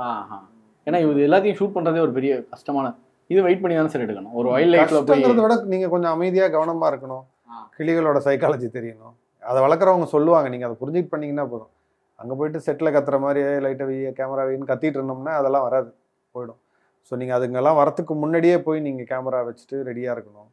எடுத்த உடனே கிளி வராது. ஒரு காக்கா வந்து முதல்ல ஸ்கவுட்டிங் பண்ணுது, யாராவது இருக்காங்களான்னு பார்க்குது. அது போய் கிளிகள் எல்லாம் பற்றி விடுது, அதுக்கப்புறம் தான் கிளி வருது. பருந்துகள் வந்தால் போய் துரத்தி விடுது அந்த காக்கா. முதல்ல இந்த காக்காவை நீங்கள் கரெக்ட் பண்ணணும். அது கோச்சிக்கிச்சுனாலே கிளி வராது. இதெல்லாம் புதுசாக இருந்தது. அவர் சொல்கிறாரு, சார் அந்த காக்கா போது பாருங்க சார், அவன் தான் சார் மெயின் ஆளு அப்படின்னு. அது சாப்பிட கூட மாட்டேங்குது. கிளியெல்லாம் சாப்பிட்டு போனப்புறம் வந்து கொஞ்சம் சாப்பிடுது. அது இவ்வளோ சைக்காலஜி இருக்குது அதில். ஸோ அதை புரிஞ்சுட்டு பண்ணணும். நீங்கள் பண்ணிங்கன்னா இந்த மாதிரி உங்களுக்கு கொஞ்சம் ரேர் விஷுவல்ஸ் கிடைக்கும். சிஜி பண்ண தேவையில்லை. நீங்கள் சிஜி தெரியல சார், நான் தேடினேன் சார், எங்கேயாவது சிஜி இல்லை அதில் பண்ண பாசிபிலிட்டி இல்லை. அம்மா அங்கங்கே அந்த இது இருக்கும்ல, உங்களுக்கு இந்த எம்டிஎன்எஸ் இருக்கும்ல, அந்த இடம் ஃபில் பண்ணுறதுக்கு ஏதாவது பண்ணிடுவோம். நீங்கள் பார்க்குறது 90% இதுதான். ஒரு sequence deleted scene first sequence release பண்ணி, அதான் இந்த ஜல்லிக்கட்டோட ஆடியன்ஸோட ரெஸ்பான்ஸு இதெல்லாம் கேட்டு நீங்கள் டெலிட் பண்ணிட்டீங்க. ஓகே 18 நிமிஷம். ஆனால் மனசு வந்து ஏன்டா டெலிட் பண்ணோன்னு உங்களுக்கு செகண்டரி தாட் வரும். ஆனால் அதை டெலிட் பண்ணிட்டீங்க, ரிலீஸ் பண்ணிட்டீங்க. பிரைமரி தாட் ஒன்றுமே உங்களால் பண்ணவே முடியாதுல்ல. முடியாது. எவ்வளோ கஷ்டமாக இருக்குது. ஒரு படத்தில் 18 நிமிஷங்கிறது எவ்வளோ பெருசுன்னு உங்களுக்கு தெரியும். எவ்வளோ நேரம் எடுக்கணும், அதுக்கு எவ்வளோ பெரிய போஸ்ட் ப்ரொடக்ஷன். அண்ட் கார்த்தி சாரோட அவரோட பெர்ஃபார்மன்ஸ் படத்தில் எப்படின்னு தெரியும். கிட்டத்தட்ட அவரோட கரியரில் one of the best performance இந்த படம். அதில் பெஸ்ட் பெர்ஃபார்மன்ஸ் எல்லாம் அந்த டெலிட்டட் சீனில் தான் இருந்தது. எனக்கு என்னமோ அவருக்கு நான் ஒரு பெரிய என்ன சொல்கிறது, ஒரு அநீதி இழைச்சிட்ட மாதிரி தான் எனக்கு இருந்தது. அவர் ஒன்றும் சொல்லலை, பட் எனக்கு ரொம்ப கஷ்டமாக இருந்துச்சு. ஏன்னா நான் அதெல்லாம் ஷூட் பண்ணும்போது நாங்கள் அவ்வளோ சந்தோஷப்பட்டிருக்கோம், அவ்வளோ பாராட்டியிருக்கோம் அவரை. படம் முடிஞ்சு அதை பற்றிலாம் அவ்வளோ பேசியிருக்கோம். ஆனால் இப்படி ஒரு திடீர்னு ஒரு நாள் அதை நம்ம இப்படி தூக்கும் போது கொஞ்சம் கஷ்டமாக தான் இருந்தது. தனிப்பட்ட வெற்றி, படத்தோட ஒரு பேர், அதெல்லாம் விட அந்த இதோட வணிக வெற்றின்னு ஒன்று சொல்கிறோம்ல, அது ரொம்ப ரொம்ப முக்கியம். அதுதான் பலரோட வாயை அடைக்கும், பலருக்கு வாசல்களை திறந்து விடும். அது ரொம்ப முக்கியம்னு தோணுச்சு. அதுக்காக தான் அது செய்யப்பட்டது. இது உங்களோட காலா இல்லை ப்ரொடியூசர் எல்லாப்பட்ட முறையில் என்னோட கால். இதுக்கு யாருமே உடன்படலை. அப்போ இதுக்கு ஃபைட் பண்ணியிருக்கணும் சார். நீங்கள் யார் சூர்யா சார்ட்டியோ இல்லை கார்த்தி சார்ட்டியோ யார் ஃபைட் பண்ணணும்? நீங்கள் ஏன்னா தூக்கணும் சார், இது கேட்குறாங்க ஆடியன்ஸ் அப்படின்னு ஒரு இல்லை ஒரு கான்வர்சேஷன் நடந்தது. அதுதான் அவங்களுடைய பெருந்தன்மை. அவங்க சண்டைக்கே வரல முதல்ல. ஏன்பா அதை ஏன் எடுக்கிற, அது பண்ண வேண்டாமே. ஏன்னா நான் ஜென்ரலாக வந்து இந்த ட்ரிம் பண்ணி தூக்குனாலே அது மேலே ஒரு அவநம்பிக்கை தான் வரும். அதை பண்ணணுமா அப்படின்னு தான் கேட்டாங்க. ஒரே வார்த்தை தான் எல்லாத்தையும் சொன்னேன், இல்லைண்ணா இது படத்துக்கு நல்லது, அதனால் அதை தூக்கிடலான்னு தோணுது. ஏன்னா சிலருக்கு அதில் ஒரு மாற்று கருத்து இருக்குது. அதை நம்ம ரொம்ப இழுக்கடிக்க வேண்டாம், டைம் இருக்குது. தூக்கிட்டோம்னா நமக்கு 2 வாரம் ரன்னிங் டைம் இருக்குது. அது நமக்கு அட்வான்டேஜ் தான். ஒருவேளை அப்படியும் பிடிக்கலன்னா திருப்பி கூட வச்சுப்போம், அது பிரச்சனை இல்லை. ஆனால் தூக்கிடலாம், எனக்கு தூக்கிடலான்னு தோணுதுன்னு ஒன்றுமே சொல்லலை. சரி ஓகே ப்ரொசீட் அப்படின்ட்டாங்க. எல்லாருக்கும் இதில் மெயின் விஷயம் என்னென்னா, இதை வைக்கிறதுனாலையோ எடுக்கிறதுனாலையோ படத்தோட ஹிட்டு பாதிக்கப்பட போகிறதில்ல. படம் ஹிட்டுன்னு தான் வரப்போகுது. ஆனால் இதை எடுத்து ஒருவேளை இதை விட ஒரு சூப்பர் ஹிட், இதோட ஒரு பெரிய இது வரும்போது அதில் பலனடைய போகிறவர்கள் 2 பேர் முக்கியமாக, தயாரிப்பாளர், விநியோகஸ்தர், டிஸ்ட்ரிபியூட்டருக்கு அது ஒரு பெரிய ப்ளஸ்ஸாக மாறும். அப்படி மாறும்போது தான் இந்த மாதிரி படங்கள் இன்னும் நிறைய வரும். ஸோ அதுக்கு பல்ல கடிச்சிட்டு இதை பண்ண வேண்டியதாக தான் இருந்துச்சு, பண்ணியாச்சு. அதுக்கு பலனும் இருக்குது. இப்போ பார்க்குறோம், செகண்ட் வீக்கில் நல்லா ஏறிடுச்சு. பீயிங் சினிமோட்டோகிராஃபர், நீங்களே சினிமோட்டோகிராஃபி ஹேண்டில் பண்ணியிருக்கலாமா, இல்லை ஹேண்டில் பண்ணாதனால என்ன ஒரு ப்ளஸ்ஸு, பண்ணியிருந்தா அதில் இருக்கிற மைனஸ்? பண்ணியிருந்தா இருக்கக்கூடிய ஒரே மைனஸ் என்ன அப்படின்னா, நிறைய பேர் மல்டி ஃபேஸஸாக இருப்பாங்க டிரெக்டர்ஸு, மேபி ஆக்ட் பண்ணுவாங்க. சிறப்பு, அது அவங்களுடைய தனி சிறப்பு. அந்த சிறப்புலாம் நம்மள்கிட்ட கிடையாது. நமக்கு ஒரு வேலையை ஒழுங்காக செய்ய முடியும், அதுவே நமக்கு கொஞ்சம் திணறுது சில நேரம். ஒரு ரைட்டர் டைரக்டராக இருக்கிறதே நமக்கு கொஞ்சம் திணறும் சில நேரம். அப்படி இருக்கும்போது நம்ம சினிமாட்டோகிராஃபி பண்ணுவோம். சினிமாட்டோகிராஃபிங்கிறது ஒரு சீரியஸ் ஜாப், டெக்னிக்கல் ஜாப் வேறு. நீங்கள் எல்லாத்தையும் கவனிக்கணும். நீங்கள் அதை கவனிக்க ஆரம்பிச்சிங்கன்னா டைரக்ஷனை விட்டுருவீங்க. இல்லை டைரக்ஷனையே கவனிச்சிட்டு இருந்தீங்கன்னா அதில் கோட்டை விடவும் வாய்ப்பு இருக்குது. அது இன்னொன்று, எனக்கு அதை சிறப்பாக செய்யக்கூடியவர்கள் இருக்காங்க. இன்னொன்று எனக்கு மகேந்திரன் இருக்கான். அவன் இருக்கும்போது எனக்கு கவலையே இல்லை. சொல்லப்போனால் எனக்கு இதுதான் இமேஜ் சைஸ் அப்படின்னு சொல்லியாச்சுன்னா போதும். சரி சரி சரி சரி சரி சரி சரி சரி சரி சார், பூனைகள் நிறையா இருக்கே சார் உங்கள் வீட்டில்? ஆமாம், அவங்க வீடு தான். நான் வரத்துக்கு சரி ரொம்ப நேரமாக அவரை கவனிக்கல. அந்த கோவம் அப்படி ஒரு கேமராமேன் இருக்கும்போது நமக்கு கவலை இல்லை. இன்னொன்று, எனக்கு அவனுக்கும் ஒரே ஸ்டைலு, அதனால் அந்த ஒரு மாற்று கருத்தெல்லாம் ஒன்றும் வராது. குறிப்பாக இந்த படம் முடிச்ச அப்புறம் என்னால் உறுதியாக சொல்ல முடியும், எப்படி கோவிந்த வசந்தா இல்லாமல் நான் ஒரு படம் பண்ண முடியாதோ, மகேந்திரன் இல்லாமல் எனக்கு படம் பண்ணுறதுங்கிறது இம்பாசிபிள். சுபஸ்ரீ இல்லாமல் நான் என்னோட காஸ்டியூம் டிசைனர், அவங்க இல்லாமல் ஒரு படம் பண்ணுறதுங்கிறது எனக்கு இம்பாசிபிள். ஸோ சிலரெல்லாம் வந்து நிரந்தரமான ஒரு அங்கமாக மாறிட்டாங்க என்னோட டீமில். உங்களோட ஃபர்ஸ்ட் கிராஃப்ட்ன்றது சினிமாட்டோகிராஃபி தான். இப்போ அந்த கிராஃப்ட்டுக்குள்ள மறுபடியும் போவீங்களா, என்ட்ரு ஆவீங்களா? கஷ்டம், போகலாம், போக முடியாதுன்னு இது எல்லாருமே எனக்கு சொல்றாங்க. போகலாம், நான் பண்ணுவேன், படம் வந்தா பண்ணுவேன் அப்படின்னு சொல்றாங்க. அப்படி நான் சொல்ல மாட்டேன். அப்டேட் ஆகணும்ல.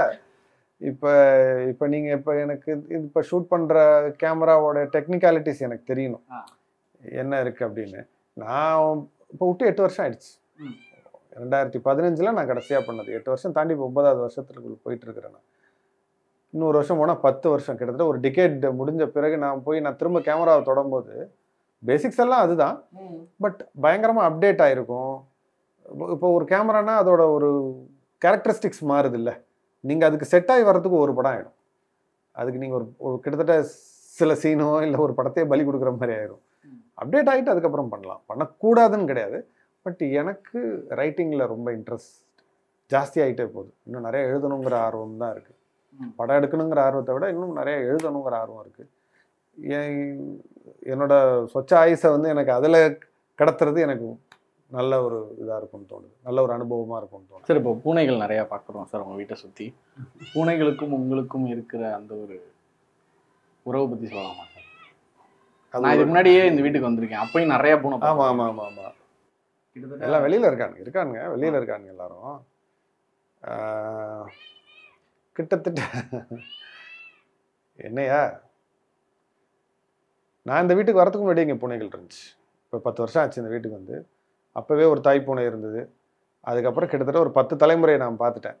அதில் பல பெண் பூனைகள் என்னோட இந்த இந்த ரூம்குள்ளாரையே மடியிலெல்லாம் குட்டி போட்டிருக்கு. இங்கே வளர்ந்த பூனைகள் இருக்குது. அதனால் நிறைய பார்த்துட்டேன். அதனால் அது என்ன சொல்கிறது, ஒரு அங்கமாக மாறிடுச்சு இப்போ. அந்த மாதிரி அதுங்க இல்லாமல் இருக்கிறது கஷ்டம். ஓகே, விலங்குகள் மேலே நீங்கள் பயங்கர பிரியமாக இருக்கீங்கன்றது நல்லாவே தெரியுது. உங்கள் படங்கள் பார்க்கும்போதே அதை நீங்கள் ஒரு விதமாக நீங்கள் காட்டிடுறீங்க, இதாண்டா நான் அப்படின்றது. சில நியூஸ்லாம் நம்ம பார்க்குறோம், விலங்குகளுக்கு நடக்கிற அநீதி பற்றி சில இது வரும். குறிப்பாக இப்போ கூட ஒரு ரீசெண்டாக ஒரு யானைக்கு உடம்பெல்லாம் தீக்காயம் ஏற்பட்ட அந்த ஒரு நியூஸு, இல்லைன்னா ஏதோ ஒரு வனவிலங்குகள் ஏதோ ஒரு சரணாலயத்தில் தந்தத்துக்காக வேட்டையாட நிறைய நடக்கும். காடுன்னு இல்லை, இங்கே ஊருக்குள்ள படித்தவன் நல்லவன் சொல்லிக்கிறவனே என்ன செய்கிறான்னு நம்ம பார்க்குறோம். ஒரு விலங்குகளை போட்டு என்ன செய்கிறாங்கிறத பார்க்குறோம். இதெல்லாம் எவ்வளோ அஃபெக்ட் பண்ணுவாங்களா? என்னையவோ என் பிள்ளையவோ போட்டு அடித்தா எவ்வளோ அஃபெக்ட் ஆகுமோ அந்த அளவுக்கு அஃபெக்ட் ஆகும். அதில் எந்த மாற்றமும் கிடையாது. அந்த இது எப்படி வரும்னா பெரும்பாலானவங்களுக்கே அந்த மாற்றம் வரணும். இப்படி மாட்டை போட்டு அடிக்கிற மாதிரி அடிக்கிறானே அப்படின்னு சொல்லுவோம் ஒருத்தனை போட்டு அடிக்கும் போது. அப்போ நீ மாட்டை அடிக்கிறத நீ சரின்னு நினைக்கிற, நாய் அடிக்கிற மாதிரி அடிக்கிறான் அப்படின்னு சொல்கிறோம். அப்போ நாய் அடிக்கிறது நீ சரின்னு நினைக்கிற. அந்த ஒரு தன்மை இருக்குல்ல, ஒரு மிருகத்தனை நீங்கள் அடிக்கலாம், தப்பு கிடையாது, மனுஷனுக்கு அடிக்கக்கூடாது அப்படிங்கிற அந்த இது தவறான ஒரு விஷயம். அதுக்கும் வலிக்கத்தான் போகுது, உனக்கும் வலிக்கத்தான் போகுது. அதுவும் என்ன சொல்கிறது, கிட்டத்தட்ட நமக்கு முன்னாடியிலேருந்து இருக்குது இதெல்லாம், நம்ம தான் கடைசியாக வந்ததுங்க. ஸோ அப்படி இருக்கும்போது அதுக்கான மரியாதையும் அன்பையும் நம்ம கொடுக்கணும். நம்மளோட இடத்த அதோட நம்ம பகிர்ந்துக்கவும் செய்யணும். நம்ம உணவை நம்ம பகிர்ந்துக்கணும். இப்போயுமே பார்க்குறோம், தெருக்களில் பல பேர் இரவில் சாப்பாடு வச்சுட்டு போகிறாங்க. திருநாய்களுக்கு சாப்பாடு வச்சுட்டு போகிறாங்க, மாடுகளுக்கு ஒரு புல்லோ பழமோ கொடுத்துட்டு போகிறாங்க. நீங்கள் அந்த அளவுக்கு செய்ய வேண்டாம். அட்லீஸ்ட் அதுங்களை எதுவும் கல்லை கொண்டு அடிக்கிறதோ குச்சை கொண்டு அடிக்கிறதோ ஒரு காயப்பட்டு நிற்கிற ஒரு மிருகத்தை கண்டுக்காமல் போகிறதோ இதெல்லாம் பண்ணாமல் இருந்தீங்கன்னா போதும். அந்த புரிதல் வரணும். சிலதெல்லாம் பார்க்கும்போது கொடூரமாக இருக்குது. சில வீடியோஸ் பார்க்கும்போது ரொம்ப கொடூரமாக இருக்குது. குறிப்பாக இங்கேயாவது சிட்டிலையாவது நம்ம பார்த்துடுறோம், ப்ளூ கிராஸ் போன்ற அமைப்புகள் இருக்குது, ஏதோ காப்பாற்றி மருந்து கொடுக்க ஏதோ ஒரு வாய்ப்பு இருக்குது. காடுகளுக்குள்ளார போய் குடிச்சிட்டு பாட்டிலை போட்டு உடச்சிட்டு வந்துடுறாங்க. குடிக்கிறதே தப்பு, இந்த பாட்டிலை போட்டு உடச்சிட்டு அதுங்க காலில் குத்திருச்சுன்னா அதுங்களுக்கு என்ன சொல்லவா தெரியும், என் காலில் குத்திருச்சு அப்படின்னு. அதுனா வெட்டினரி ஹாஸ்பிட்டலுக்கு அதுனை வைத்தியமாக பண்ணிக்க தெரியும். அந்த கஷ்டத்தோடு அந்த ரணத்தோடு அது உயிரை விட வேண்டிய ஒரு சூழல் கூட அமையும். எனக்கு தெரிஞ்சு ஜெயமோகன் அவர்களோட அந்த யானை டாக்டருங்கிற ஒரு கதை இதை பற்றி தான் பேசுதுன்னு நான் நினைக்கிறேன். ஏன்னா அந்த கதையை கேட்டிருக்கேன், நான் படித்ததில்லை. அது ரொம்ப ஒரு கொடூரமான விஷயம். ஸோ அதை உங்களுக்கு தாழ்வானதை நீங்கள் நினைக்கிறத நிறுத்தினாலே அந்த புரிதல் வந்துடும். மனுஷன், மிருகம் அப்படின்னு அந்த இறக்கி பார்க்காம எல்லாம் ஒண்ணுதான். அது இப்போ புழுப்பூச்சிலேருந்து கல் மண்ணுலேருந்து மலைகள் வரைக்கும் எல்லாம் ஒண்ணுதான். இது நம்ம எல்லாம் சேர்ந்தது தானே பூமிங்கிறது. ஸோ அதனால எல்லாத்தையும் சமமா பார்க்க ஆரம்பிச்சிட்டாலே அதுக்கான மரியாதையும் அன்பையும் நம்ம கொடுக்க ஆரம்பிச்சிடும். அது வந்துடும். ஏன்னா இப்ப இருக்கிற ஜென்ரேஷனுக்கு அந்த புரிதல் ஜாஸ்தியா இருக்கு. இப்ப இருக்கிற பசங்க யாரும் நாயை கல்விட்டு அடிச்சு பார்த்ததில்ல. எங்க இதுல சும்மா போற நாயை கல்விட்டு அடிச்சிருவாங்க. அது பாவம் கத்திட்டு ஓடும். சும்மா இருக்க மாட்ட ஒரு அடி அடிப்பானுங்க. அது ஏதோ அவங்களுக்கு அதுல ஒரு பெரிய ஒரு கெத்து மாதிரி அது ஒண்ணு. அது இப்ப அந்த இது குறைஞ்சிருச்சு. அது சுத்தமா போயிடும்னு நம்புறேன். மேலகன்ல வந்து ஒரு கிரிட்டிசிசம் நான் நோட் பண்ணேன். எனக்கு அது என்ன சொன்னாங்கன்னா, ஒரு ஃபோன் கால் பண்ணி அவங்க அப்பா கிட்ட கேட்டிருந்தா இவன் யாருன்றது தெரிஞ்சிடும் அப்படின்ற ஒரு ஃபேக்டர் இருக்குல்ல. இது நீங்க எவ்வளவு தூரம் அக்செப்ட் பண்ணிக்கிறீங்க, இல்லை நீங்க சொல்ல வர விஷயம்? ஸோ அப்போ அந்த படத்தை பார்த்து உங்களுக்கு புரிஞ்ச விஷயம் வந்து அவர் பேர் தெரியல, அவ்வளோதான் அந்த படம். அப்படி கிடையாது. அப்புறம் எப்படி? அதான் கேட்குறேன், கேள்வியிலே பதில் இருக்கிறதுனால கேட்குறேன். இப்போ அவன் பேர் தெரியல, அப்போ அதான் படமான்னு கேட்குறேன் நான். அதாவது அந்த மொத்த படத்தில் இவர் பேரை கண்டுபிடிக்கிறது தான் ஒரு படமா?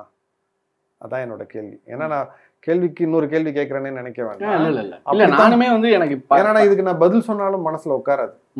ஏன்னா நமக்கு அதை நோக்கிய சிந்தனை இல்லாததுனால நான் திரும்பி கேள்வி கேட்டா பதில சொல்லும் போது உங்களுக்கு இன்னும் அழுத்தமா புரியணும். உங்களுக்குன்னா அந்த கேள்வி கேட்டா இன்னும் எக்ஸ்ட்ரீமாலாம் போனாங்க சார். நிறைய பேர் நான் பார்த்தேன்.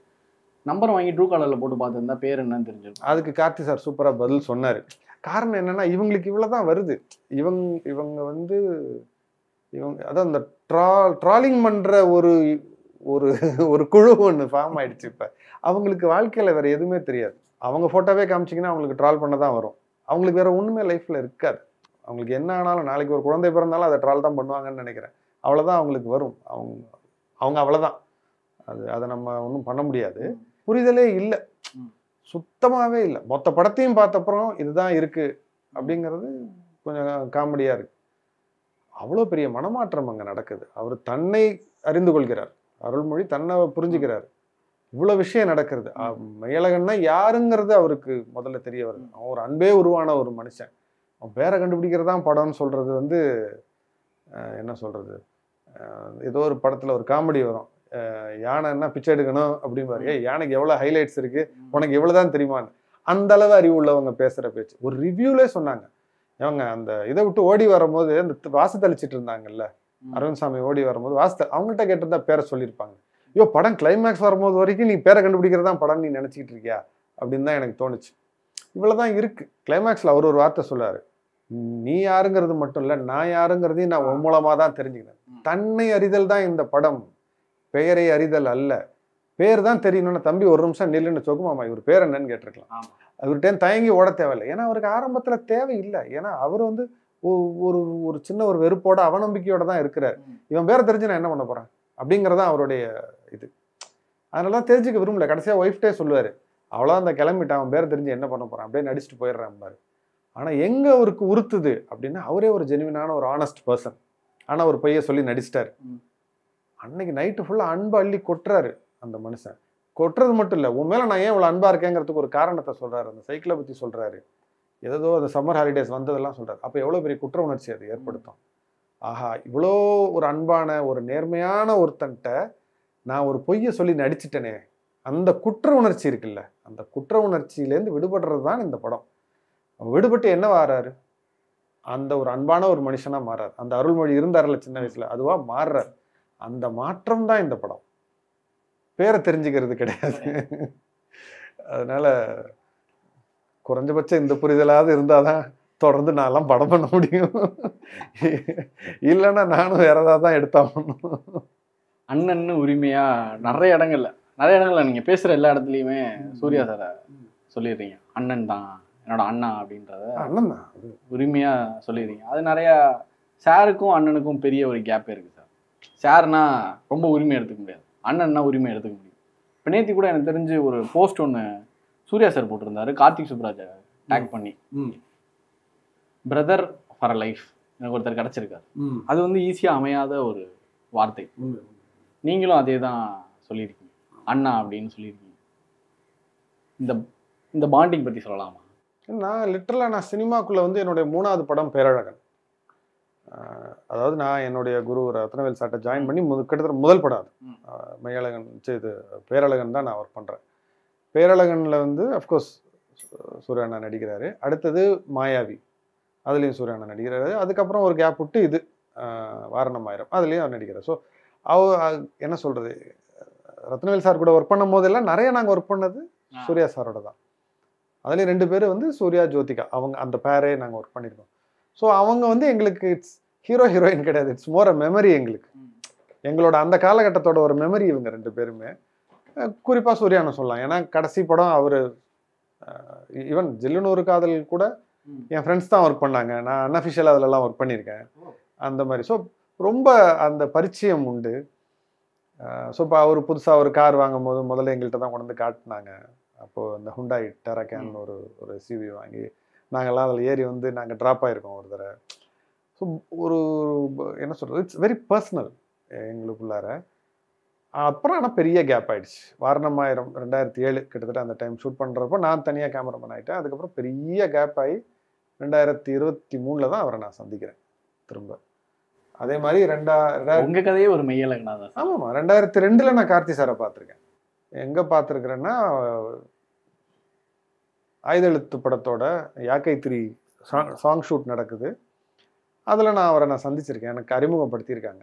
உள்ளே அவங்க த்ரிஷா டான்ஸ் ஆடிட்டு இருக்காங்க. வெளியில் இவர் அசிஸ்டன்ட் டைரக்டர் வெளியில் வரும்போது கூப்பிட்டுட்டே உங்கள் ஆளோட தம்பி தாண்டா அப்படின்னு சொல்லி அறிமுகப்படுத்துகிறான். என் ஃப்ரெண்டு ஒருத்தன் அறிமுகமாயிருக்கேன். 2002க்கு அப்புறம் 2022 அவரை சந்திக்கிறேன். நான் 20 வருஷம் கழிச்சு நான் அவர் கார்த்தி சாரை நான் நேரில் பார்க்குறேன். ஐ மீன் பேசுகிறேன், பார்த்துருக்கேன். தீரன் ஷூட்டிங் நாங்கள் லைஃப் ஆஃப் ராம்க்கு லொக்கேஷன் பார்க்க போகும்போது தீரன் ஷூட்டிங் நடந்துட்டு இருந்தது. அங்கெல்லாம் பார்த்துருக்கேன், பேசினதில்லை. ஸோ அது மாதிரி ஒரு இது உண்டு. குறிப்பாக சூர்யா அண்ணன்ட்ட நான் நிறைய பேசியிருக்கோம். அவர் நிறைய கேட்பார். நான் வைல்ட் லைஃப்பில் ஒர்க் பண்ணதை பற்றிலாம் கேட்பாங்க, பேசுவேன். அது ஒரு நல்ல ஒரு இது இருந்துச்சு. ஒரு நல்ல ஒரு அண்ணன் தம்பி இது இருந்தது. அப்போ கேப்பானதுனால கண்டிப்பாக மறந்துருக்கும்.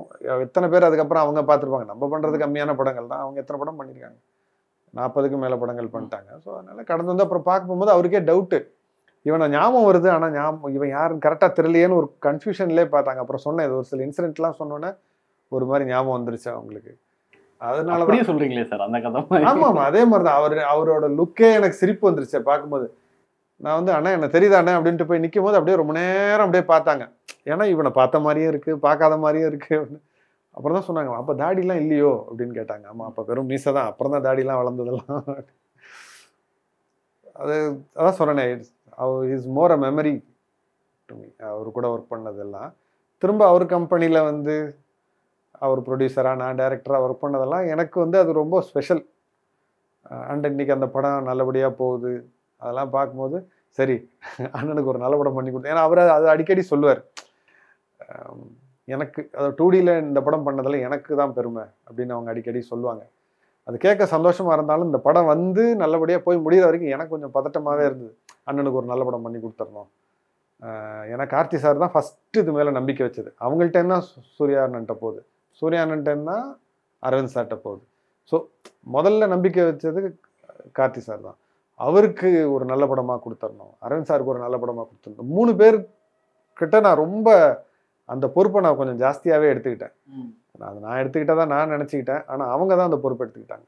அவங்க 3 பேரும் ரொம்ப கவனமாக இருந்தாங்க. இந்த படம் எப்படி அது எழுதப்பட்டதோ அதே மாதிரி இல்லை அதை விட சிறப்பாக வந்துடணுங்கிறதுல இந்த 3 பேரும் ரொம்ப கவனமாக இருந்தாங்க. ப்ரொடியூசராக பண்ணி கொடுத்துட்டீங்க, ப்ரொடியூசருக்கு பண்ணி கொடுத்துட்டீங்க, நடிகருக்கு. ஏன்னா அவர் இந்த ஒரு ஜானர் இல்லை உங்களோட அந்த வேர்ல்டுக்குள்ளே பார்க்கணுன்னு ஒரு ஆசை இருக்குது. எனக்கு அந்த ஆசை உண்டு, அந்த பேராசையே எனக்கு உண்டு, அதில் சந்தேகமே இல்லை. பட் அது என்ன சொல்கிறது, அந்த மாதிரி ஏதாவது கதைகள்லாம் இருக்குது, கண்டிப்பாக இருக்குது. சூர்யானனுக்கு அந்த கதை இருக்குது என்கிட்ட. பட் அது அவங்க என்ன சொல்கிறது, அவங்க இருக்கிற உயரம் பெரிய உயரம் அது.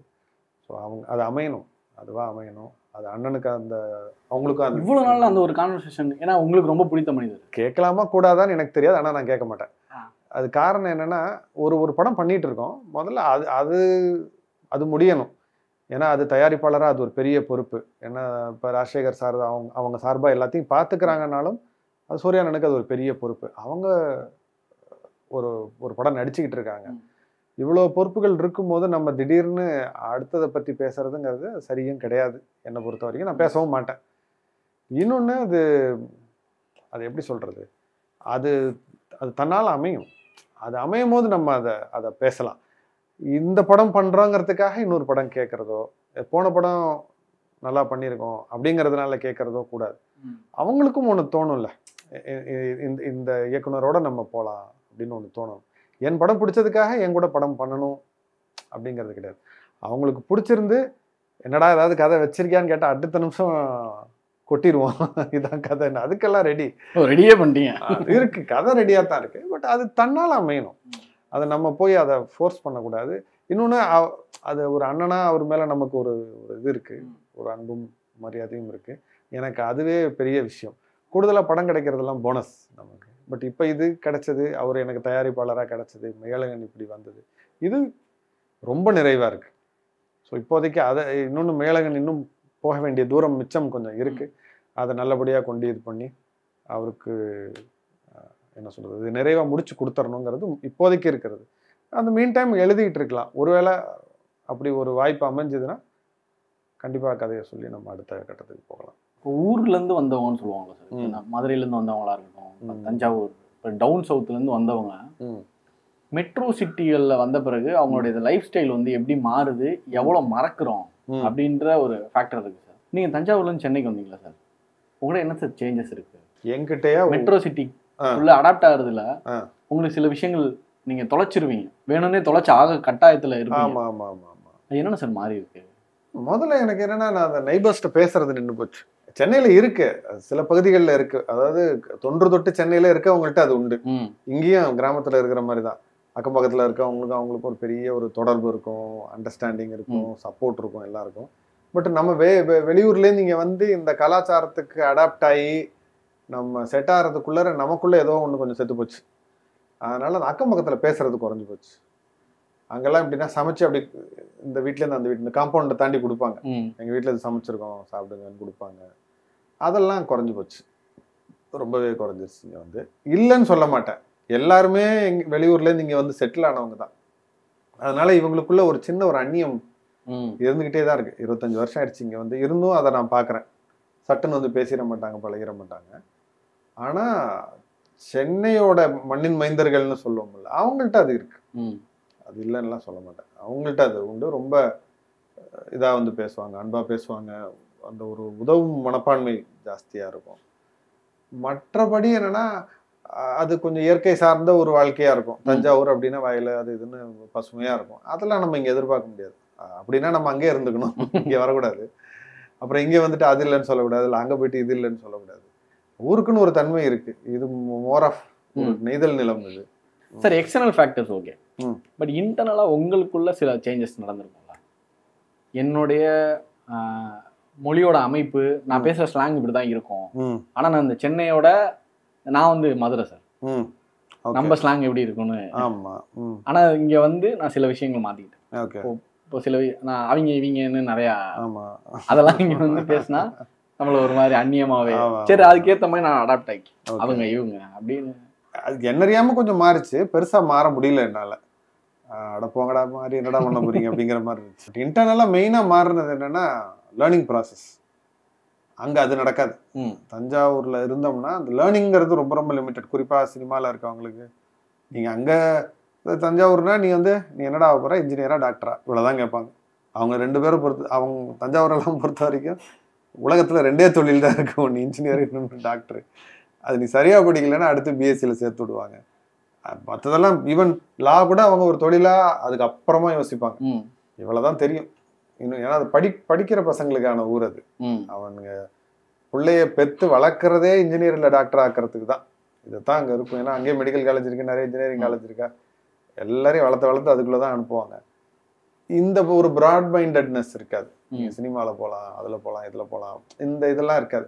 ஸோ இங்கே வரும்போது அந்த ஓப்பன்னஸை கற்றுக்குறோம். சில தேவையில்லாத அந்த வித்தியாசங்கள் இருக்கும்ல, ஊருக்குன்னே இருக்கும், ரொம்ப வரட்டுத்தனமாக அதை பிடிச்சிக்கிட்டு இருப்பானுங்க. அதெல்லாம் இங்கே இருக்காது, எல்லாரும் ஒன்று. ஆமாம், இங்கே அந்த இதெல்லாம் ஏற்றத்தாழ்வுகள்லாம் சென்னையை பொறுத்த வரைக்கும் இருக்காது. அது ரொம்ப ஒரு பியூட்டிஃபுல்லான விஷயம் சென்னையை பொறுத்த வரைக்கும். மற்ற சிட்டிஸ் தெரில. 2030 அடுத்த படம் கரெக்டா சார்? அடிச்சே கொண்டுருவாங்க. என்ன 6 வருஷம் குறிஞ்சி மலர் மாதிரி அது 12 வருஷம், இது 6 வருஷத்துக்கு. ஒரு டைலாக் ஒன்று வருங்களா, செருப்பால் அடித்த மாதிரிங்களா, மாதிரிலாம் இல்லை, நிஜமா அடித்த மாதிரி அப்படிதான் இருக்குது. இல்லை இல்லை இல்லை, இந்த தடவை சீக்கிரம் எழுதிடுறேன். ஏன்னா நான் சொன்ன மாதிரி எல்லா கதைகளுமே முக்கால்வாசி எழுதி வச்சிருக்கிறேன். அதை முடிக்கணும், அவ்வளோதான். இன்னொன்று எழுதுறதுக்கான ஆர்வம் வந்துருச்சு. இந்த எழுதுறதுக்கான ஆர்வத்தை தாண்டி எனக்கு பொறுப்பை வந்து பார்த்திபன் சார் கொடுத்துருக்குறாங்க. படம் பார்த்துட்டு மெசேஜ் அனுப்பியிருந்தாங்க. அந்த மெசேஜஸ் வாய்ஸ் மெசேஜ் அனுப்பியிருந்தாங்க. ரொம்ப அருமையான மெசேஜ், லெங்க்தி மெசேஜஸ், 6 நிமிஷம் 5 நிமிஷம் மெசேஜஸ். அவங்க எப்படி பேசுவாங்கன்னு தெரியும், ஒரு கேலியும் கிண்டலுமா பேசக்கூடியவங்க. அவ்வளோ இமோஷ்னலாக பேசியிருந்தாங்க. எனக்கு உண்மையாகவே அது ஒரு பெரிய ஒரு அவார்டு மாதிரி இருந்துச்சு. எனக்கு கேட்டுட்டு சொன்னேன், சார் எனக்கு உங்களை ரொம்ப பிடிக்கும், உங்கள் எழுத்துக்கள் உங்களுக்கு கவிதைகள்லாம் ரொம்ப விரும்பி படிச்சிருக்கேன். முடிஞ்சால் நீங்கள் பயன்படுத்தின பேனா ஏதாவது ஒன்று கொடுங்க, எனக்கு பிடிச்சவங்கள்ட்டேருந்து நான் பேனா தான் கேட்டு வாங்கிப்பேன். ஸோ கொடுக்குறதுலாம் இல்லை, நானே கேட்டு வாங்கி கொடுங்கன்னு வாங்கிடுவேன். இப்போ அரவிந்த் சுவாமி சார்கிட்ட நான் வாங்கியிருக்கேன், அது மாதிரி த்ரிஷாட்ட கேட்டு வாங்கியிருக்கேன். அது மாதிரி நான் பார்த்திபன் சார்கிட்ட கேட்டிருந்தேன், இந்த மாதிரி நீங்கள் எழுதின பயன்படுத்தின பேனா ஏதாவது எனக்கு இருந்தால் கொடுங்க. சரி தம்பி, நான் அடுத்து எப்போ நேராக சந்திக்கிறோமோ நான் இது பண்ணுறேன். மறுநாள் சொல்லாமல் கொள்ளாமல் ஆஃபீஸ் வந்துட்டாங்க. அவர் வந்தது தெரியாமல் நான் உள்ளே உட்காந்து நான் பாட்டு ஃபோன் பேசிகிட்டு இருக்கிறேன். வெளியில் பொறுமையாக வெயிட் பண்ணுறாங்க, சர்ப்ரைஸ் பண்ணணுங்கிறதுக்காக. பார்த்தா அப்புறம் டக்குன்னு உள்ளே வந்தோன்னே எனக்கு அதிர்ச்சி. வந்து கட்டி பிடிச்சி வாழ்த்துக்கள்லாம் சொல்லிவிட்டு ஒரு பெரிய ஒரு பெட்டி ஒன்று கொண்டு வந்து வச்சாங்க. கீழே வச்சா ஒரு 30 பேனா, 30மே ரொம்ப அரிய வகை பேனாக்கள், விலை உயர்ந்தது.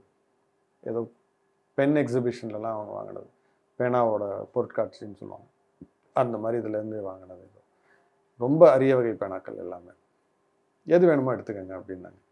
நானும் ரொம்ப நேரம் தேடி கடைசியில் ஒரு 2 பேனா, ஏன்னா கொஞ்சம் கனமான பேனா, ஒன்று செப்பு ஒன்று பித்தளையில் இருந்தது. அதை ஏதாவது ஒன்று எடுத்துக்கிறேன்னொன்னே 2மே பிடிச்சிருக்கான்னாரு. 2மே பிடிச்சிருக்கேன். ஸோ 2மே எடுத்துக்கோங்க அப்படின்னாங்க.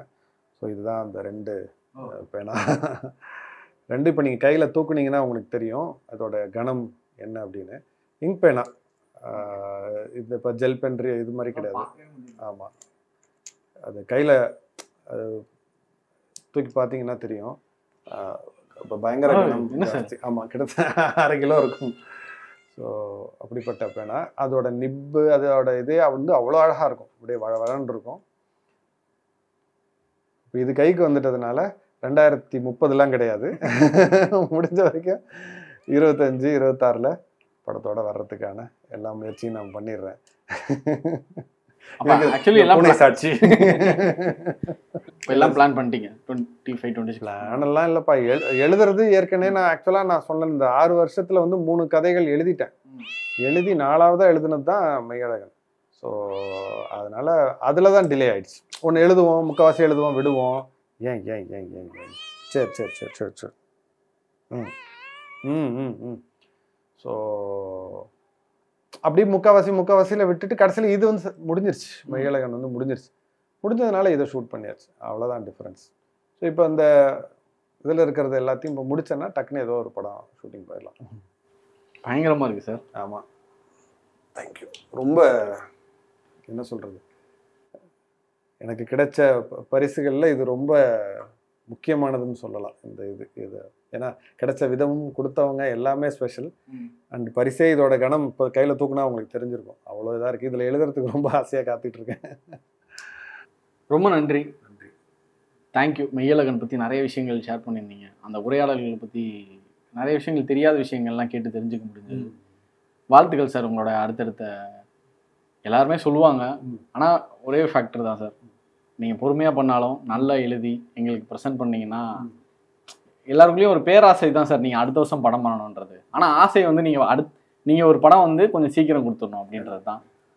என்னால் ஆன வரைக்கும் எவ்வளோ சீக்கிரம் முடியுமோ எழுதிட்டு நான் வந்துடுறேன். கண்டிப்பாக சார், கண்டிப்பாக 6 வருஷம் ஆகாதான். வாழ்த்துக்கள் சார். நன்றி. Thank you thank you so much. Thank you. தித்திக்கும் தீபாவளி எண்ணம் போல் வண்ணங்களுடன் கொண்டாடு The Chennai Silks ஆடைகளுடன். Let the celebrations begin. தேனீக்கள் எடுத்து சேகரித்து கொடுத்த அசல் தேன் லயன் காஷ்மீர் ஹனி. அசல் தேன் அசந்தேன். Taste the Daily. Taste the Daily.